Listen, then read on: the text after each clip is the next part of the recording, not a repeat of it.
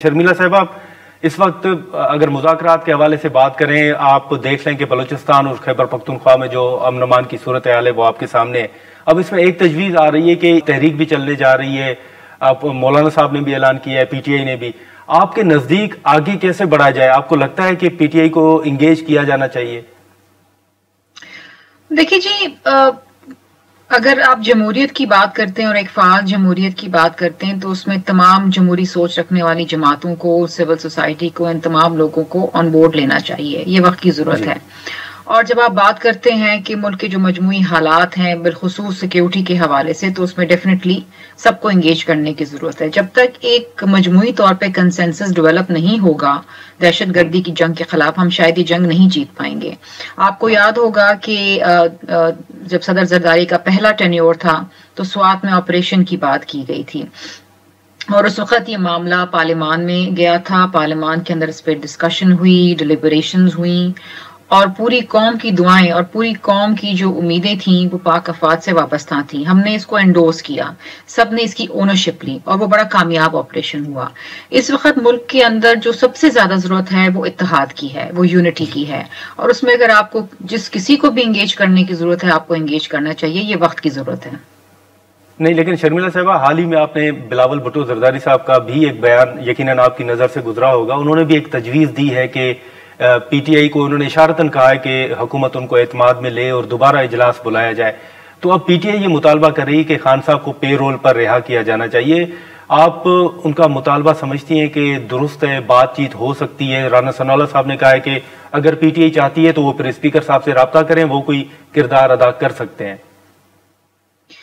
دیکھیے جی، میں یہ سمجھتی ہوں کہ اس وقت جو بلوچستان کے حالات ہیں، جو دہشت گردی کی آگ میں وہ جل رہا ہے، اور ہمیں ایک مجموعی طور پہ ایک جسے میں کہتی ہوں I want to put it in a very mild term کہ ہمیں دہشت گردوں کا ڈٹ کے مقابلہ کرنا چاہیے۔ اس ایشو کے اوپر بات کرنے کے لیے اور اس ایشو پہ کنسنسس ڈیولپ کرنے کے لیے اس کو کسی چیز سے مشروط نہیں کرنا چاہیے۔ دیکھیے، اس وقت خان صاحب از ناٹ امپورٹنٹ، آپ میں کوئی بھی امپورٹنٹ نہیں ہے۔ اس وقت ملک کی سالمیت اور ملک کی بقا امپورٹنٹ ہے۔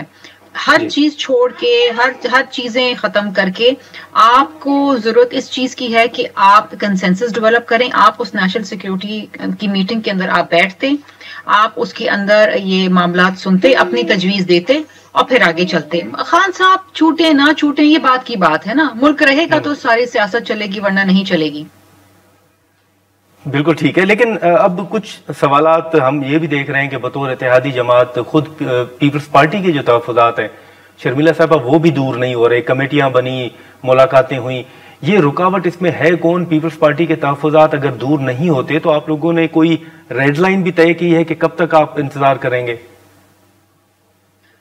دیکھیے جی، اگین میں اس بات کو دہراؤں گی کہ اس وقت ملک جو ہے ایک بہت ہی نازک موڑ کے اوپر ہے۔ بالخصوص دیکھیے نا، جس طریقے سے یہ شواہد سامنے آئے ہیں کہ انڈیا اور افغانستان کی اس میں انوالومنٹ ہے دہشت گردی میں، they are the facilitators and the supporters and the promoters, تو آپ خطے میں بھی یہ جو ہے آپ پاکستان از انسیف، اور اس وقت تو ہمیں اپنی سرحدیں بچانے کی ضرورت ہے، ہمیں اپنے جو معصوم لوگوں کی جانیں جا رہی ہیں اس کو بچانے کی ضرورت ہے۔